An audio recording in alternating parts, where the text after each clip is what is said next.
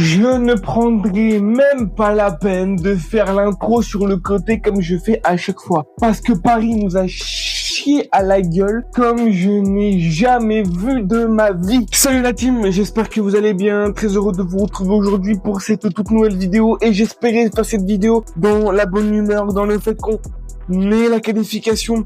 Alors oui, tout le monde va me dire, oui, mais on a la qualification, hein, mais t'es pas content. Mais comment tu veux être content d'une qualification quand tu vois le contenu principal du match?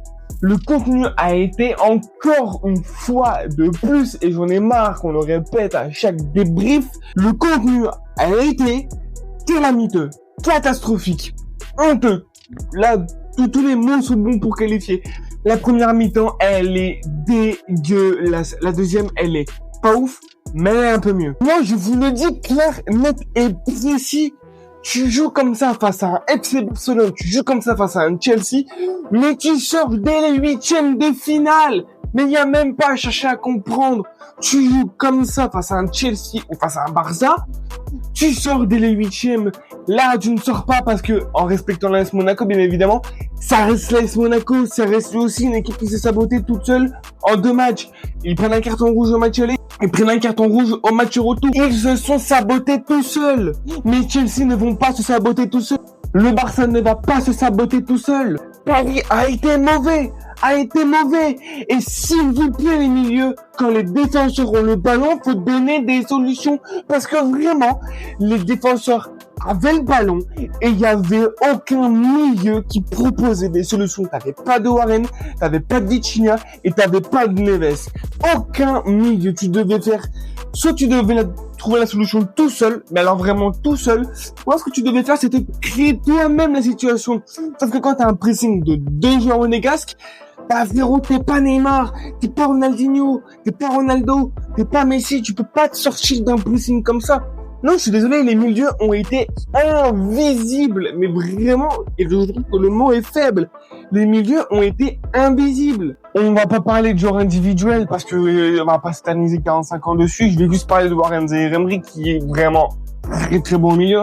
Mais il n'apporte pas ce que Fabien apportait. Il apportait cet équilibre avec Vitinha et Neves que malheureusement Warren n'apporte pas autant que je voudrais ou que j'espère du moins. Mais bon, après voilà, tu peux rien y faire. Mais c'était catastrophique.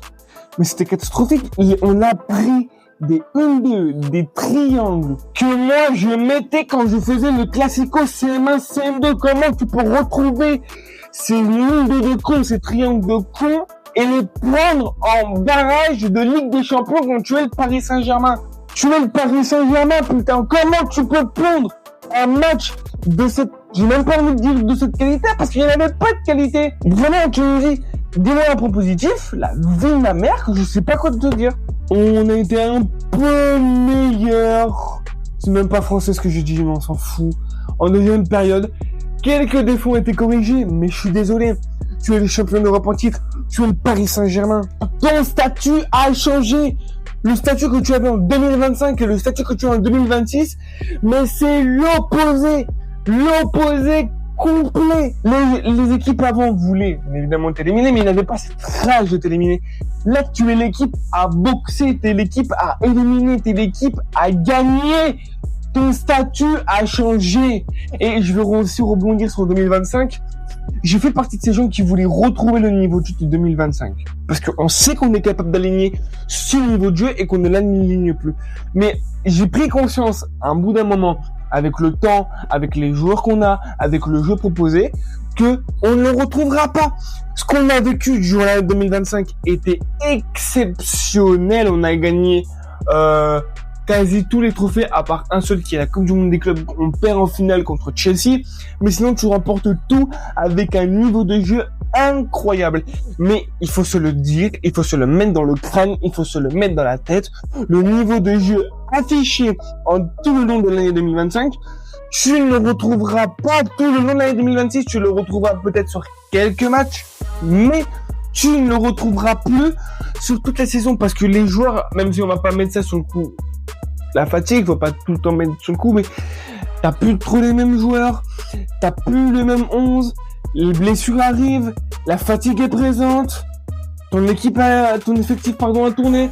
Tu n'as plus la même équipe, il y a des joueurs qui ont changé, il y a des joueurs qui ont changé de statut, tu as de nouveaux joueurs qui sont arrivés, tu as des joueurs qui prennent beaucoup plus de place qu'en 2025, donc faut aussi prendre tout ça en compte.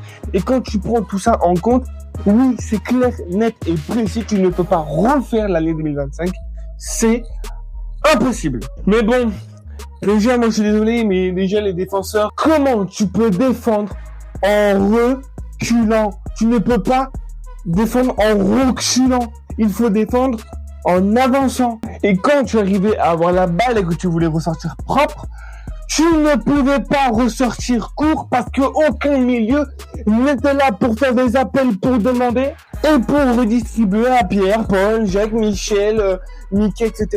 Personne n'avait pas de milieu, donc soit t'envoyais un grand dégagement ou alors tu testais une passe. T'essayais une passe et tu te dis, Chala ça passe.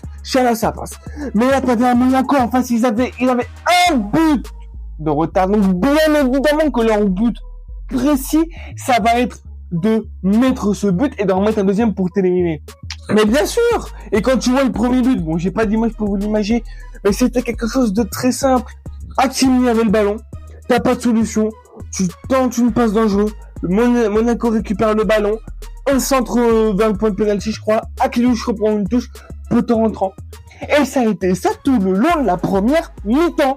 Tu devais faire des trucs par toi-même. Les milieux n'étaient pas là pour proposer des solutions. Et ça, c'est pas possible. Parce que peut-être que ça a pas marché, mais tu l'as pas trop payé contre un Monaco. Mais je le redis et je le répète, quand tu vas tomber contre des Chelsea, contre des Barça, contre des Arsenal, contre des Bayern Munich, si tu fais ça, mais tu sors matin, midi et soir, tous les jours, parce que ils ont des milieux qui proposent des solutions et qui redistribuent aux attaquants. Ce que Paris n'a quasi pas fait. Ils n'ont pas fait de la première période.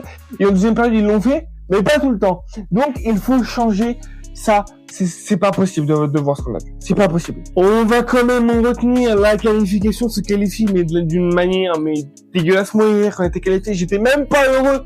Parce que quand j'ai vu le contenu du match, je ne pouvais pas être heureux. C'est pas possible. C'est impossible. Tu peux juste te soulager en disant, on est qualifié, mais tu vois comment tu peux faire? On est qualifié.